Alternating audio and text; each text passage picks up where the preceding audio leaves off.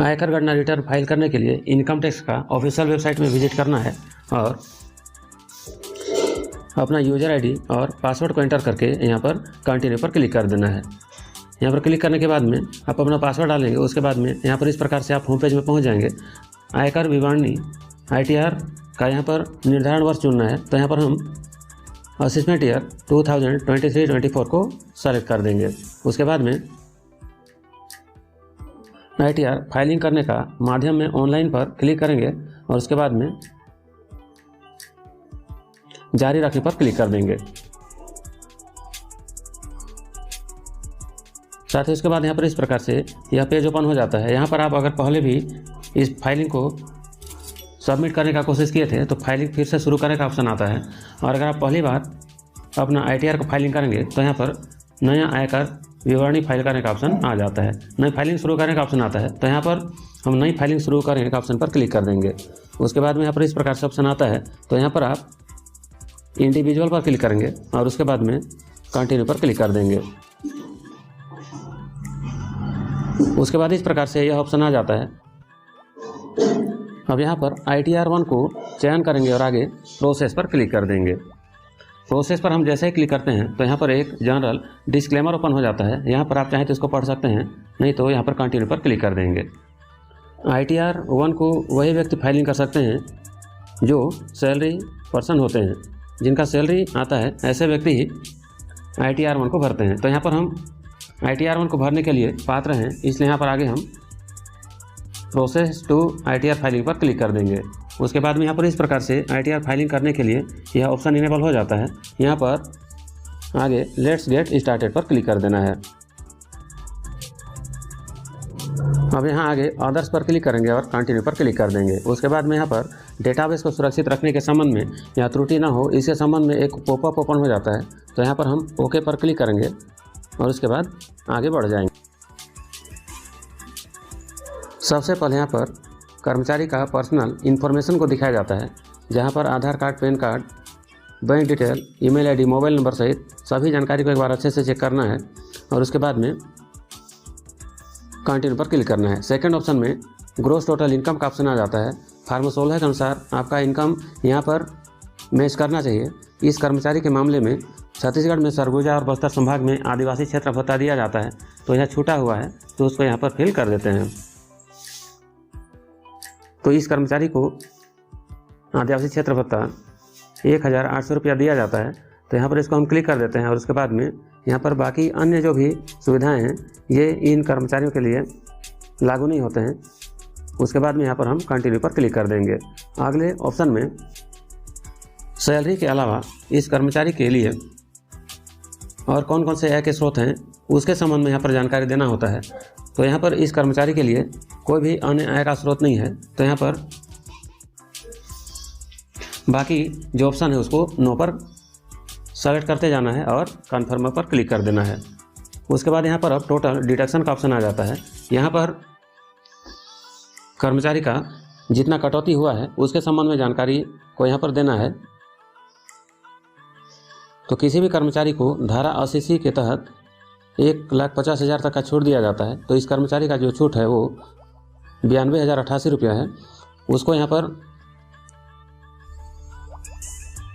एक बार चेक करना है और नो पर क्लिक करते करते आगे यहाँ पर कंटिन्यू पर क्लिक कर देना है।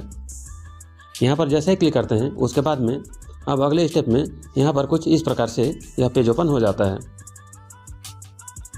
यहाँ पर आपका जो आयकर है उसका गणना को देखना है, कटौती जितना हुआ है उसको देखना है और उसके बाद में फिर से हम टोटल डिडक्शन का ऑप्शन आ जाता है, वहाँ पर पहुँच जाते हैं। इसको भली भांति चेक करने के बाद में कन्फर्म पर क्लिक कर देना है। उसके बाद में नेक्स्ट स्टेप में इस प्रकार से आयकर गणना करने का ऑप्शन आ जाता है। तो इस मामले में चूँकि इन कर्मचारी का आयकर योग्य राशि 5 लाख से कम है, इसलिए यहाँ पर आयकर का राशि 100 रुपया हो गया है। उसके बाद में टैक्स कैलकुलेशन को वेरीफाई करना है, जिसके लिए यहाँ पर इस प्रकार से यह ऑप्शन आ जाता है, verify your tax liability details. यहाँ पर पूरा डिटेल को दिखाया जाता है। इस कर्मचारी के मामले में यहाँ पर ग्रोस टोटल इनकम 5,91,523 रुपया है और टोटल डिडक्शन धारा 80C के तहत 92,088 रुपया है। इसी प्रकार से जो कर योग्य राशि है वो 4,99,440 रुपया है। तो इस मामले में यहाँ पर इस कर्मचारी का जो कर योग्य राशि है वह 12,472 रुपया हो जाता है, क्योंकि आयकर विभाग के द्वारा 5 लाख तक के आय में 12,500 रुपये का छूट दिया गया है। इसलिए यहाँ पर इस कर्मचारी का जो कर योग्य राशि है वो 0 रुपया हो जाता है। अर्थात यहाँ पर जो 12,472 रुपया है उसमें रिबेट मिल जाता है, छूट मिल जाता है, जिसके कारण इस कर्मचारी का जो आयकर राशि है वह 0 हो जाता है। इसके बाद अगले ऑप्शन में अब इस फार्म को, इस फाइलिंग को जमा करना है, इसलिए यहाँ पर हम कन्फर्म पर क्लिक कर देंगे। यहाँ पर जैसे ही जमा करने पर कन्फर्म पर क्लिक किया जाता है तो यहाँ पर इसको प्रोसेस करने का ऑप्शन आता है, तो यहाँ पर भी क्लिक करना है। प्रोसेस पर जैसे ही क्लिक करते हैं तो यहाँ पर इस प्रकार से you need to take a payment of ₹0, इस प्रकार से यह ऑप्शन आ जाता है। फार्म 16 के साथ में यहाँ पर जो भी जानकारी दिखाया जाता है, जो राशि दिखाया जाता है, उसको अच्छे से मिलान करना है और मिलान करने के बाद में प्रीव्यू रिटर्न इस प्रकार का ऑप्शन आता है, इस पर क्लिक कर देना है। यहाँ पर जैसे ही क्लिक करते हैं उसके बाद में प्रोसेस टू वैलिडेशन, यहाँ पर जो ITR फाइलिंग किया गया है उसको प्रोसेस करने के लिए इस प्रकार का ऑप्शन आ जाता है। तो इस प्रकार से अब हम अपना ITR को फाइलिंग कर चुके हैं, जमा कर चुके हैं। अब इसको वेरीफाई करने का अगला स्टेप आता है। ITR फाइलिंग को वेरीफाई करने के लिए ई वेरीफाई नो पर क्लिक करना है। यहाँ पर जैसे ही क्लिक करते हैं तो यहाँ पर इस प्रकार का यह ऑप्शन इनेबल हो जाता है। तो e verify no, e verify later, e verify by ITR 5 इस प्रकार का ऑप्शन आता है। तो यहाँ पर मैं अपना आधार कार्ड के साथ में पंजीकृत मोबाइल नंबर में OTP के द्वारा इस ITR को वेरीफाई करूँगा। इस प्रकार का ऑप्शन दिया हुआ है, इस पर क्लिक करना है और जारी रखने पर क्लिक कर देना है। यहाँ पर आपके आधार कार्ड के साथ जो मोबाइल नंबर लिंक है उस पर 6 डिजिट का एक OTP आता है। उस पर OTP लेने के लिए मैं अपने आधार कार्ड का ब्यौरा विधिमान करने के सहमत पर क्लिक करना है और आधार को OTP जनरेट करने पर क्लिक कर देना है। उसके बाद में यहाँ पर 6 डिजिट का OTP को एंटर करना है और सत्यापित करने पर क्लिक कर देना है। यहाँ पर जैसे ही क्लिक करते हैं तो यहाँ पर हमने जो ITR अभी फाइलिंग किया हुआ है वो सबमिट होने के साथ साथ में अब ई वेरीफाई भी हो गया है। यहाँ पर कन्फर्म सबमिशन पर क्लिक करना है और सबमिट पर क्लिक कर देना है। उसके बाद में यहाँ पर इस प्रकार से यह जो फाइलिंग हुआ है उसको डाउनलोड करने का ऑप्शन आ जाता है। यहाँ पर आप डाउनलोड पर क्लिक कर सकते हैं और अभी आपने जो ITR फाइलिंग किया हुआ है उसको भी अपना मोबाइल फ़ोन में या फिर कंप्यूटर में रख सकते हैं।